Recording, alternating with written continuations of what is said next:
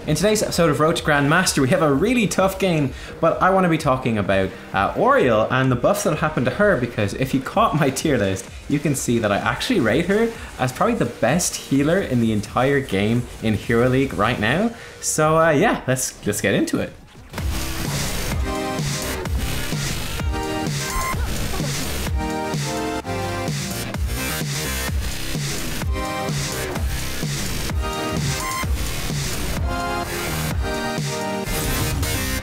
Hey guys, welcome to the draft here today for our Auriel game. As always, there are links down in the description if you want to hop straight to the game or straight to the talent build, though of course with the talent build do beware of spoilers. Normally gives it so late in the video it will give away which way the game's going to go, so yes, be careful going for that one. Anyway, we are team captain here and we're going into Haunted Mines. Haunted Mines I don't think it's in the current rotation. This was recorded like literally just before 2.0 went live.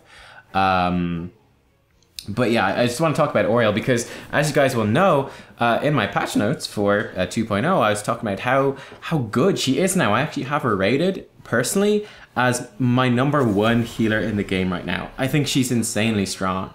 I think the little buffs that they gave her to her damage actually have a massive impact, and there's something very scary that you want to avoid. And with the two bans here, we got Sylvanas and Rag.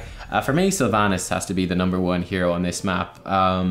Not only is she obviously good at pushing with the Grave Golem, but she also opens up a whole different strategy, which is obnoxious to play against, which is Merc Queen Sylvanas and pushing with mercenaries instead of doing the objective. It can be an absolute nightmare to deal with, so I just don't want to ever have to deal with that if possible. I removed Rag then, seeing as they removed Sylvanas. Again, just removing the Molten Core defense of the Grave Golem. I figured it's just worth removing. I don't know if he's necessarily the best hero by any means to ban out, but I thought he's a popular hero that's likely to be picked. Kind of annoying to play against, so I'll just remove him for that sake. Enemy team does first pick Fala, which I think is a pretty solid pick. Then we were hovering Li Ming, which I think is very questionable when a Nubkeks is open, but with our teammate locking in the Nubkeks, I think we're actually left in a really nice spot for actually like pushing forwards with this and actually making some things happen here. So removing that counter pick by picking it ourselves opens up the Li Ming is a very viable pick, and I think a very solid double pick here to start things out. Li Ming, safe range damage dealer, very versatile, hard counted by a noob, but hey, we've got a noob, so that's all good. And then Nubkeks, just one of the top tanks in the game right now, if not the top tank in the game right now. Enemy responds by grabbing the Arthas. So that obviously makes some things a little bit scary. For us, it removes a number of picks, and they grab Greymane. So much as Li Ming is to Nubkeks, so I feel like Greymane is to Arthas in a lot of ways. You don't really want to be running Greymane into Arthas, but ironically, Greymane's actually quite good into Nubkeks. So it's a pretty solid draft the enemy team has set up already. You know, because we went for because of the Li Ming hover, I think we went for the Nubkeks pick. Then the enemy team has Vala Greymane, which is actually pretty damn strong into a noob, and definitely something we are pretty scared of having to deal with. I banned out Lucio then. We don't want the Lucio engage with Arthas or Greymane. Like, just Lucio sound barrier, they dive us and just blow us up is pretty scary. I was asking my teammate here not to play Arthas, not to play Murky. I feel like it doesn't fit that well with our draft or against what the enemy team has put together. I think Sonya is really good at the map. I think Sonya will also give us the kind of early game to do well here. Enemy team actually bans out Artanis. I think that's a really bad ban. They want to remove the blinds that he brings, but I think that Artanis is just not good into Arthas. Arthas kind of counters him quite strong. Anyway, this is something you guys who watch the stream will know, but like the kind of the attitude of our Murky player, that's the kind of thing that just drives me absolutely nuts. That has me like flipping tables and just raging super hard. But anyway, like he's getting real hostile over the fact that Sonya, whether or not Sonya's good into Arthas. Sonya is definitely very much good into Arthas. We couldn't pick Sonya after again, and he's like, pick Sonya then if you pick Murky. Doesn't work. If we had Sonya on top of Murky, it would really be a nightmare for us. We'd have almost no consistent range damage. Our lanes would be terrible. It would be really bad. Enemy team grabs Illidan. Ouch. But anyway, yeah, to come back to this and why Sonya's good. So Sonya's good against Arthas, right? Well, let's stop and think about it for about 5 seconds. It's about all we need really to work this out. It's not very complicated. But yeah, Sonya whirlwinds. Like whirlwind build. It's harder to say than it is to understand. Whirlwind build Sonya. Because she's whirlwinding all the time. Well, okay. That means that the Arthas attack speed slow isn't really much of a problem to her.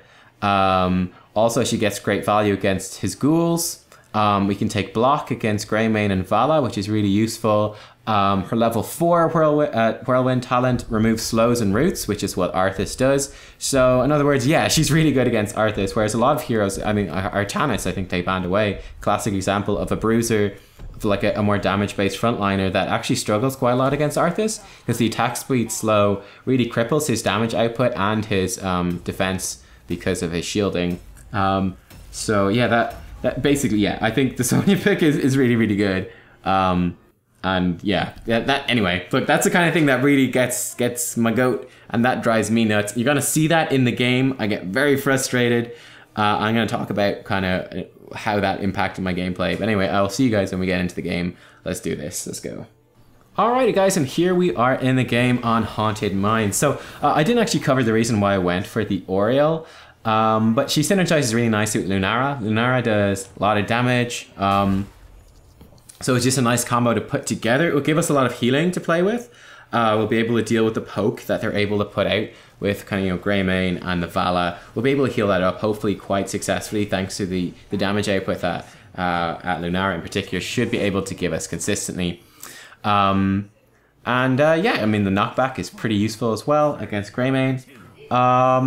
So I thought it was a good, solid pick. Now, one of the big things I could have brought into this game, which would have been really nice, and I totally screw up to mention in advance, but basically, like, the fact that I didn't go for this talent, it's so obvious, is really a testament to kind of the number of things in this game that were like kind of tilting me and making me mad. It's kind of like, just like that, like I said before, in case you didn't catch the draft, but in the draft anyway, the Murky started, giving out to us saying, what you think Sonya is good into Arthas. And I explained there why, yes, Sonya actually has a number of tools that make her really good into Arthas, and she's one of the best actually frontliners to bring into that particular fight. If you look at the enemy team comp, right, this is something that you should always be considering when you're playing Auriel, is they have Greymane, Kharazim, Vala, and Illidan. 4 heroes that are extremely dependent on basic attacks, that are extremely vulnerable to blinds. That's part of why they banned Artanis out. They wanted to remove the blinds, right? Now, Auriel also gets a blind. At level 13, you can get a blind talent that whenever you hit people in the center of your queue, you blind them for 2.25 seconds. It has been nerfed. I think it used to be like 4 seconds or something. It used to be something stupid when she first came out. Then I think it was 3. Now I think it's 2.25. Maybe it was always 3. I don't know. Like 3 sounds so crazy long anyway. But yeah, 2.25 is a much more reasonable thing. We could have killed Vala here, but we were slow to punish. Arthas, though, is out of position and he dies. I have to say, I'm going to talk a lot about this. There's a lot of very poor decisions and a lot of misplays and opportunities from both teams in this game. That Arthas Hearthstone is a great example of one. Not collapsing on the Vala, who is literally stunned into the very bottom of the corner, was a huge missed opportunity from us. I think there's actually a big misplay here. But yeah, I forget to take the blind talent on Auriel in this game. And that's absolutely something I should have done, like at the start of the game. You can see I was like tabbed out. I was like kind of frustrated, not paying attention. This is another example of like really bad decision making, right? Which is our team, we get a great push, we get great structural damage against their fort. The mines activate. Then instead of going into the mines, our team pushes back in towards that fort. They're not in any position. We're not in any position to actually take the fort. So instead of moving into the mines and being there early and getting a nice lead in terms of the skulls, instead we chose to go through into the mines. We chose not to go into the mines. That, again, I'm going to cover this play as well. This is another really poor decision. They choose to push down a lane. It doesn't work. They lose a whole lot of HP. Then we're late going into the mines. So instead of getting an early lead in the mines and being ahead, the decision to keep pushing that fort because it's low, again, being distracted by the fact that the fort is low and then not taking account of our actual ability to actually get a push onto that, it leads us to actually falling behind. Now, going into that mine space there, again, there's another big, huge misplay. So Lunara got caught in a really bad spot, right? So she was super low. She had to go back. So again, that kind of following up from that first bad play, first bad decision from our team. It then gets worse. Again, there's like, I don't know why Lunara is not here either. But anyway, we should have killed Arthas there. Okay, they killed Arthas anyway, that's good. And they killed Vala. Okay, nice. I was gonna say, in hindsight there, I should have just suicided to kill the Arthas instead of running away. Again, okay, so there's, in fact, as you can see, we're like 3 minutes into this game. I'm falling over my own tongue trying to just like cover all these bad decisions. Okay, so first bad decision, we push in, go back to push that fort when we're not in position to push it, and then we're at a disadvantage moving into the mines when we could have been moving in strength. Mistake number 2, we move into the mines. I start off by going to the right hand side, right? And then our team have basically 2 decisions, right? They basically have 2 decisions. Decision number, or 2 options to decide. Decision number 1 is to leave Auriel on her own, clearing out the right hand side, and they go to the left hand side and then also clear that out very slowly. Option number 2 is that they join up with me and then we push out the right hand side very quickly. So what they did was go to the left, and you can see the problem with that was that we're clearing 2 skull camps very slowly, which means that we're completely vulnerable to the enemy. We don't actually get many of those skulls at all.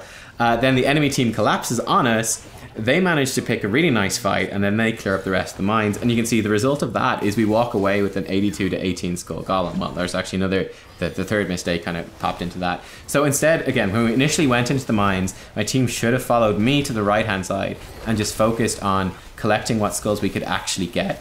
And then I should have healed the Nubkeks here. We're at full energy. So they should have done that instead of kind of lurking.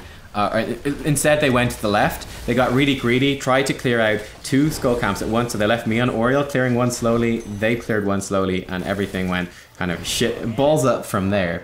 And the third misplay was the Lunara split pushing top instead of coming into the mines to try to contest the skulls. And obviously, it was a mistake from me in particular. And well, I don't know what my teammates were thinking. I can assume they made the same mistake, which we assumed that obviously she would be there. We need her to team fight. We need her to provide energy. Murky can split push just fine himself. So with her not there, then again, another bad decision. And the result of that is we walk away with an 82 to 12 skull golem. Wasn't it something like 82 to 18? I'm bad at maths. And that doesn't work out in our favor. I should be doing a heal here as well. This is another mistake. I'm not playing this the best. I'm holding on to my heals too long. Go to knock back the Illidan so that we can maybe capture that on time. As a result, we're kind of late doing the heals. And a whole enemy team arrives and we get run over. Again, this is another problem with the Murky pick and why I wasn't a huge fan of it. It's like it's a good map for Murky overall, but with the Murky nerfs, I just really don't feel like he's that valuable of a pick. What Murky brings to this map, like I've mentioned before, that's actually really good for Li Ming to actually like kill someone as she dies. I thought that Li Ming played pretty well. Her decision making was a bit better than the others in general. Not perfect, but a little bit better. You'll see that. Again, another poor decision here. Lunara's gone for her worst level 7 talent. Instead of going for Nature's Culling, which gives her massively more siege damage, probably doubles it really. Instead of having that, which would not only give me more energy, help us clear out the mines quicker, help us defend, push, do everything better in terms of all the PvE that you do on the map, the mercs, all that stuff. She went for more damage on her basic attacks. Again, more damage on basic attacks. You're going up against Karazim, who can drop an Earth Ally. I don't know if he took it. You're going up against Illidan, who can evade, and Arthas has got physical armor. It's just, it doesn't have any real value. Splintered Spear or Nature's Culling are the only real options there. This is very risky. The enemy team has level 10 and we don't. But there is a potential that we could force. Now, we've definitely overstayed here. We can knock Illidan back. We do get level 10. And we do secure the Giant, so that is something. But a Nubkeks does go down. So Illidan ran down from the top lane, whereas Murky didn't follow. So that left it being we were undermanned. Now, I think Murky is probably correct for him. I think he was the one that got us level 10. I don't think it was the Merc camp. I'm not sure, but anyway, like I'm gonna assume, because I wasn't paying attention, I'll assume that it was correct for Murky to stay there and to get level 10. But because Illidan came down and Murky didn't, then that ultimately meant that we were fighting there. We didn't get 10 on time. I thought we probably would get it a bit sooner, and we did. So that's a bit of a problem. But yeah, the problem with Murky is that his early game is terrible. He's really strong late game. He can steal away skulls from the enemy side of the mines very easily because, you know, he's Murky. If he dies, it doesn't matter. But his early game and his laning is so bad, it puts you at rather large disadvantage in terms of doing the mines and everything like that. We're going to stick with our team here as much as we can. You can see the enemy team is retreating, so we've got quite a bit of leeway here to push in. Again, I should really heal her right here. Yeah, okay, good. I was going to say, again, I've been holding on to these heals too long in this game, so that's something I could improve on. But yeah, I think it's just interesting. A lot of the sort of wonky decisions which are going on. I was pinging for help in case people didn't see. We're going to knock Arthas back, do a little bit of damage to him. Let me mention the talent build I went for here. I think that oftentimes, if you're going for the blind at 13, it can be really good to get like Swift Sweep and Majestic Span at level 1 and 4, which increase the cast speed of your Q by 50%, make it much easier to land, and then increase the size of it by 15% as well, which again, make it much easier to land. That's always worth considering, going with a Q build. That being said, I think it would have been fine if I went for the blind at 13 and then stuck with the build that I went here at levels 1 to 7. So at level 1 I did get Searing Light, which makes our heal, our Ray of Heaven, our W ability, do damage to enemies in the area equal to 30% of the healing that we do. So that's actually really, really useful. It's a bit of extra damage. There's a lot of melee heroes in the game. So I figured we'd get some pretty good value out of that. You can see here, this is a disaster. I missed my whip. I, again, kind of focused on too many things at once and didn't notice the Illidan flip over. But ultimately, like, the question is, it's like, we had 2 heroes down bottom. How did a Nubkeks even end up in that little nook there, that little cranny? How did that even happen in the first place? Like, I have no idea. Like, we were in the perfect position to be ahead for the first time in this game. We were ahead in the skulls. That should have been a great opportunity for us. But I don't know why they're out of position right there. But anyway, Nubkeks was caught out. We roamed up to try to help him, and it was already too late. The team fight was lost, and then us coming to help meant that everything went badly. But yeah, I mean, the big question is, like, why were they there in the first place? I don't really know. So yeah, Searing Light, I think it's just really nice against Illidan. You know, I mean, they got Illidan, Greymane, Arthas, Kharazim. Like, they got a lot of melee, so we should get tons of value out of that. And we should be getting loads of energy from Lunara. Now, obviously, it's going to be slightly gimped because her level 7 talent isn't very good, unfortunately. But nonetheless, it should work out pretty well. It's a good cocoon from Nubkeks. Helps lock down Kharazim. Great follow-up from the team. And there we go. We actually get 2 kills. Very bad decision again from the enemy team. I don't know what Arthas was doing there. Kharazim came in to try to help him out, try to save him. And then Kharazim pays with his life as well, thanks to some, like, a good rotation from Li Ming and a great cocoon from Nubkeks. So yeah, again, a huge. I felt there's so many huge mistakes in this game. Kind of hard to keep track. This is my, I think my biggest mistake in this game is taking Piercing Lash at 13 instead of Blinding Flash. Piercing Lash did get buffed, so it makes your Detainment Strike, your E, hit all enemy heroes in a line and reduces the cooldown by 2 seconds for each hero hit. I figured that would be pretty decent against the melee team. Obviously, though, looking at it now in hindsight, I was so tilted by the stuff going on that I missed the fact that Blinding Flash would have been by far the better choice. Level 4, I did go for Repeated Offense, so it improves the damage of a Detainment Strike every time we stun a hero. So the 6 stacks of the quest, we get 10 damage bonus for each one of those, and we finish the quest, we get 250 bonus damage. So it's a lot of bonus damage whenever we stun someone against a wall. Pretty useful for like blowing up like an Illidan or something like that, take him a bit by surprise. Level 7 then, Bursting Light, my favorite talent here, which halves the cooldown of our heal. So we can heal much more often, makes you much more flexible, and should hopefully get a lot of value given that we have a Lunara. So you can see here, Nubkeks posturing forwards very aggressively, which I think is a pretty bad choice. I mean, Murky's dead. We've got Murky in the first place. So basically all of our team fight is super gimped because we got a Murky. It's kind of the long and short of it. Like, until we get into the late game, it's like it's not going to work out too well for us. You can see here, this is again classic sort of mistake from them. Really big mistake from them. Like, we are able to knock Arthas back. They get greedy, seeing, oh, support is kind of positioned far forwards. So their damage dealers, like Vala and Illidan, both come on to me. Of course, I'm able to Aegis myself, So all of their movement during that team fight is completely nullified, chasing me. They're basically not in that fight at all. Our teammates pick off Arthas, and then we're just in a really good position to win that team fight, because they've gone out of position chasing me when I've got Aegis and they can't actually confirm that kill at all. So that puts us in a really good position because of that team fight went so well for us. But yeah, always be careful. Just because the support is positioned far forwards doesn't always necessarily mean, it often does, but it doesn't always mean that they are in fact out of position, as you can see in that particular fight. You can see right here, we're just waiting for Lunara, making sure that she's going to be okay. Again, she's slower at doing this stuff than expected because of her level 7. Would be better with Splintered Spear or Nature's Culling, but oh well. What can you do? Anyway, we're 52 skulls up now thanks to the enemy team screwing that fight up, though they are going to hit 16, which will put them in a good position to continue this going here. We grab a few more skulls, we do some good damage. Li Ming calling for retreat is good. 16 calls from Lunara and Li Ming I think are both good. So yeah, we're just going to like give this up. That's fine. We got 66 skulls. That's a nice lead. Murky might even steal a few extra. We can take out Merc camps, we can clear the lanes, we can get 16 ourselves, and we'll be in a very favorable position moving forwards into this. I'm not sure why Murky was upset that he died here. I think it's perfectly fine for him to, again, like, it doesn't really matter. Oh, he died. Oh, his egg died. Ah, okay, right, that's why. I get you. Yeah, that's pretty unfortunate. That's pretty bad. But yeah, Bursting Light at 7, I think for us is good. Combos nicely with Lunara. Oh, she went for Giant Killer as well. Again, I think that's a really bad call when they've got such a squishy team. But oh well. Again, there's so much stuff to cover here, things I don't think are great, but it's hard to cover it all. I was thinking of maybe getting the spell power bonus, Wrath of Heaven at 16, but I decided to go for the Reservoir of Hope. I felt like the Lunara, her talents have not been great, but she's been doing okay enough.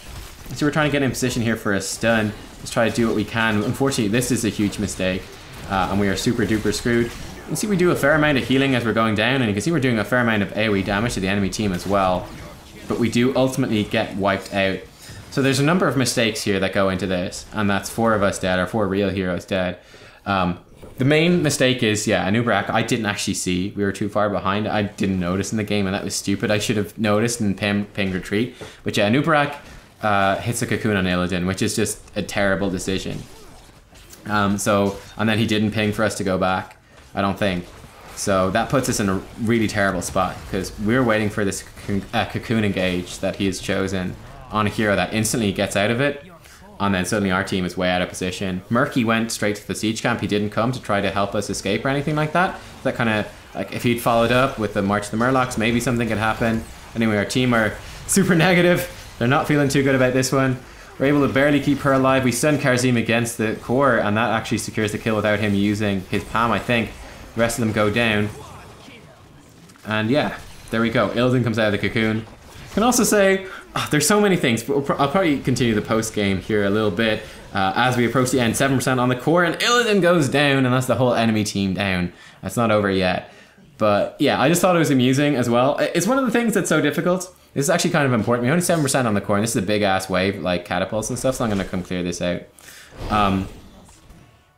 But yeah, I love that, you know, it's one of the really difficult things about, so our teammates as well are like pinging for us to retreat. This is kind of interesting. It's like, technically, it's kind of better for us to leave, but it didn't matter in this case. Like, the core's gonna die before we would have ever got there.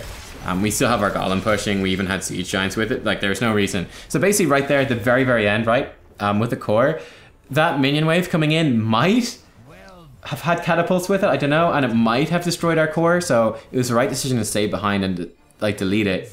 Now at the same time, let's say in a closer game where the death timers are smaller, or you don't have like your golem still pushing, I should clear that enough so that it can't destroy our core, and then I should leave and get to our team as quickly as possible to help them destroy the core. In that case it didn't matter, but our teammates were pinging me, so I said, you know what, we'll just follow up to keep them happy. You can see by the way the damage, like our damage is really, really good.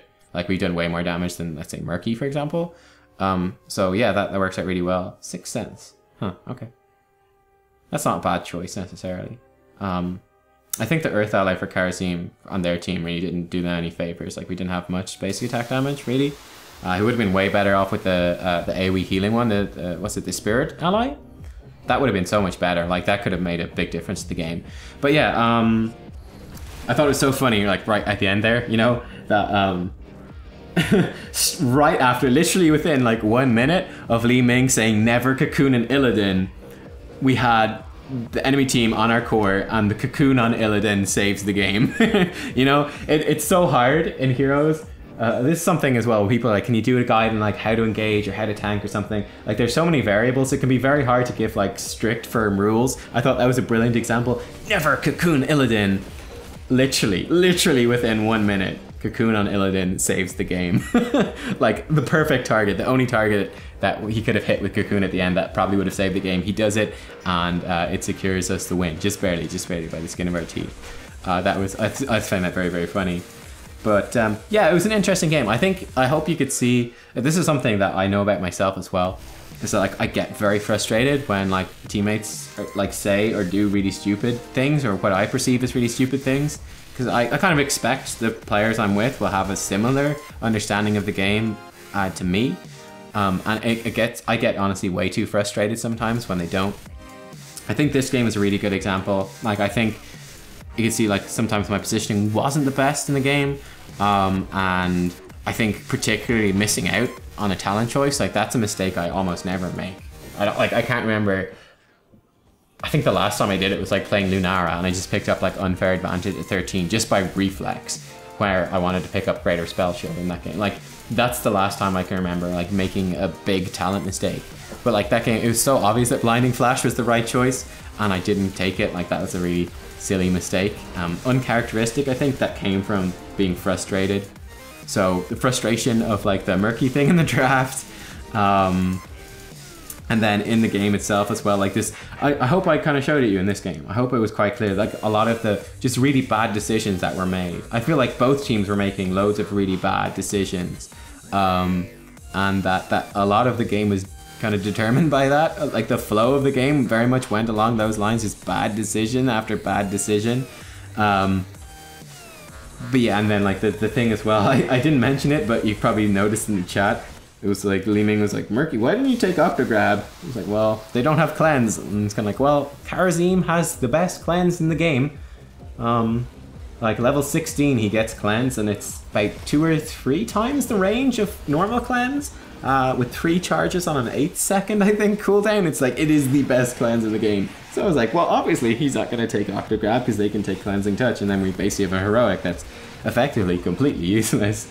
And then they have that debate again later in the game, and Ricky's like, because it got nerfed. Like, does no one know that he's going to cleanse? No? Okay, never mind. But I hope it was still an interesting game, and certainly an exciting and a close one, and you picked up some interesting tips on kind of decisions and where to go and stuff like that. But yeah, beware hard and fast rules, like never cocoon Illidan. Say never cocoon Illidan with the purpose of like getting a pick on him, like getting a gank on him, because as you see, that's kind of how it goes when you try to do that. But cocooning Illidan in a team fight or cocooning Illidan on the core is incredibly valuable. That's an important distinction. Beware, only a Sith deals in absolutes, basically. Only a Sith deals in absolutes. Now, there should be the talents built up on screen for a good while here. Yeah, you can should have buttons to subscribe to the channels. I think the build was actually good and fine. I think it was very effective against a melee team. I think like the stats like kind of show that we did lots of damage in that game. I think that's kind of what the new Auriel does very effectively. I think it worked well with the comp we had and against theirs, with the one exception, that blinding flash at 13. Absolutely should have picked that up. I mean, like just against like, it's very difficult to actually hit Illidan. Like we might miss the Illidan, but there's with 4 enemy heroes on the enemy team that we could have got massive value out of blinding. Even if we don't hit the particular one that we want, we're bound to hit at least 1 that we're happy to blind, probably 2. So yeah, blinding flash would have got huge value. So that was a mistake. Yeah, there you go, guys. Hope you enjoyed. Give a thumbs up if you did, and I'll catch you all next time for more Heroes of the Storm. Bye bye.